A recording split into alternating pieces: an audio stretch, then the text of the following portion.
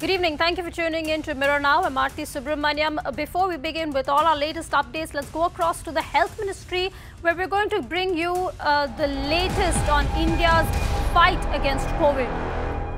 Registered 25 lakh से अधिक हो गई हैं आज दिन 2 बजे के आंकड़ों के आधार पर। एक्टिव केसेस लगातार घट रहे हैं। इस समय 1,75,000 एक्टिव केसेस हैं कोविड-19 के देश में। ये स्थिति 7 महीने के बाद आई है और ये केसेस एक डिक्लाइनिंग ट्रेंड दिखा रहे हैं, स्टेडी एंड कॉन्टिन्यूअस डिक्लाइन। अगर प्रतिदिन होने वाली कोविड की मृत्यु की ओर दृष्टि दौड़ाएं तो ये 125 से कम हो गई हैं प्रतिदिन और ये स्थिति 8 महीने के बाद आई है। और अगर क्यूमुलेटिव पॉजिटिविटी रेट, देश में जो पॉजिटिविटी रेट है अभी तक का, उसे देखें तो वो 5.5% है और ये भी लगातार घट रहा है। प्रतिदिन का जो पॉजिटिविटी रेट है वो इससे भी कहीं कम है, उस पर हम आगे आपको बताएंगे। ये कुल केसेस हैं 1,07,00,000 और केस प्रति मिलियन अगर देखें तो 7,700 केस प्रति मिलियन हैं। एक्टिव केसेस जैसा मैंने आपको बताया 1,73,000 हो गए हैं और ये कुल केसेस के केवल 1.62% हैं। मृत्यु प्रति मिलियन 111 हैं, ये विश्व के सबसे कम मृत्यु के आंकड़ों में से हैं। और अगर टेस्ट देखें तो 19 करोड़ से ज़्यादा टेस्ट देश में हो चुके हैं। टेस्ट प्रति मिलियन 1,40,000 है। पॉजिटिविटी जैसा मैंने आपको बताया था कि क्यूमुलेटिव पॉजिटिविटी 5.5 है और जो लास्ट वीक की पॉजिटिविटी है वो 1.81 है। इसमें भी लगातार गिरावट देखी जा रही है। केस फर्टिलिटी रेट भी गिर रहा है, 1.44% है। Overall cumulative case fertility rate is only 1.44%.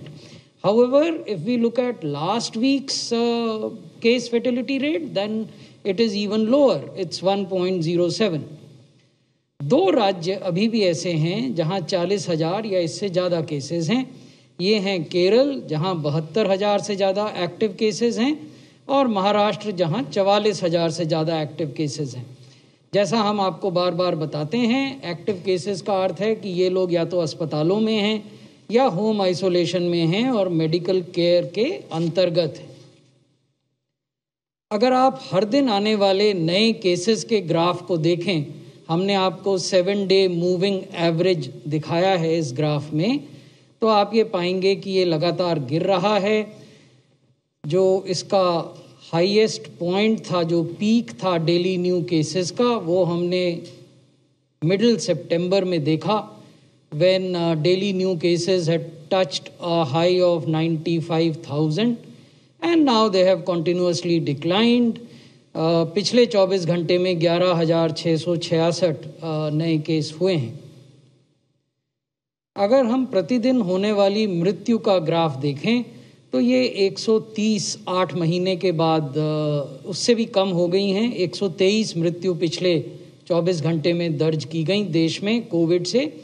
और यहाँ भी आप देखेंगे जो हाईएस्ट पॉइंट था ये मिड सितंबर में हुआ और उसके बाद फिर ये लगातार घटता जा रहा है। लेकिन विश्व में स्थिति ऐसी नहीं है। हमने आपको दिखाया है प्रतिदिन होने वाले नए केस यूएसए में, यूके में, फ्रांस में, रशिया में, जर्मनी में और भारत में। तो जो वेस्ट के देश हम आपको दिखा रहे हैं, जो वेस्टर्न इकोनॉमीज़ हैं, जो अधिक डेवलप्ड हैं, जिनकी स्वास्थ्य व्यवस्था बेहतर है, वहाँ मल्टीपल पीक्स आ चुके हैं जो आप इसमें देखेंगे। कई जगह वो पीक अभी भी चल रहे हैं। तो ये चिंता का विषय है और ये दिखाता है कि किसी भी देश में जो भी बेनिफिट हमने अनेक प्रयासों से प्राप्त किए हैं वो जरा सी भी चूक होने पर गंवाए जा सकते हैं। Therefore, there is a need to be continuously on guard and to adopt COVID appropriate behavior going forward. अब अगर विश्व में मृत्यु को देखें, कोविड से होने वाली मृत्यु को, तो आप देखेंगे कि यूएसए में ये लगातार बढ़ रही हैं। 3,355 तक एक दिन में मृत्यु यूएस ने रिपोर्ट की हैं। यूनाइटेड किंगडम को देखें तो वहाँ भी बढ़ रही हैं। 1241 मृत्यु 24 घंटे में यूके ने रिपोर्ट की हैं। जर्मनी को देखें तो लगभग 894 डेथ्स इन 24 आवर्स। फ्रांस का जब पहला पीक था तो उन्होंने 975 डेथ्स रिपोर्ट की। रशिया में 553 और हमारे देश में 123, जैसा मैंने अभी आपके समक्ष रखा। अभी भी 2 राज्य ऐसे हैं जहां की देश के कुल एक्टिव केसेस का 67% है। 67% of the total active cases of Covid in the country is in Kerala and Maharashtra. Then we have UP, Karnataka, West Bengal and the rest of the country. अब वैक्सीनेशन की बात करते हैं। ये global comparison है। हमारा देश fastest था to reach the first 1 million vaccinations. Bharat में ये 6 दिन में हुआ, यूएस में 10 दिन में हुआ, स्पेन में 12 दिन में, इज़राइल में 14 दिन में, यूके में 18 दिन और इटली में 19, जर्मनी में 20 और यूएई में 27। तो ये तो पहले 1 मिलियन की कहानी है। अब हम आपको बताते हैं कि 26 जनवरी तक विश्व के देशों में कुल हुए वैक्सीनेशन की क्या स्थिति है।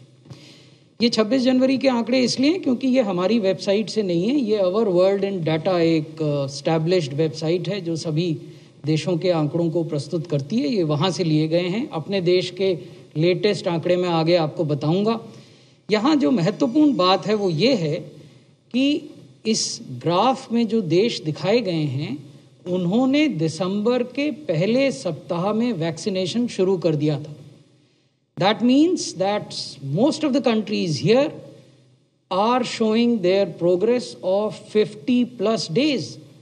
They have done vaccination for 50 days, whereas India on 26th of January had done vaccination only for 11 days. ये बड़ा अंतर है।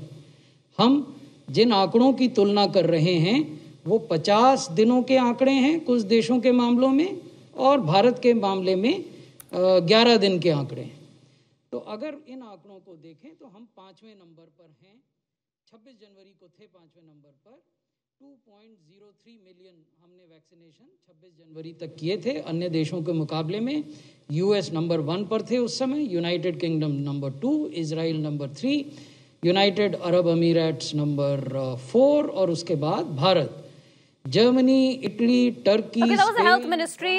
Quite a bit of positive news there coming as the number of cases seems to have seen a continuous decline all across India except 2 states which are still worrying. We'll keep a close eye on any further developments and any big takeaways that come from this particular briefing. But now we're going to go across to Rakesh Tikait, the farmer leader who is addressing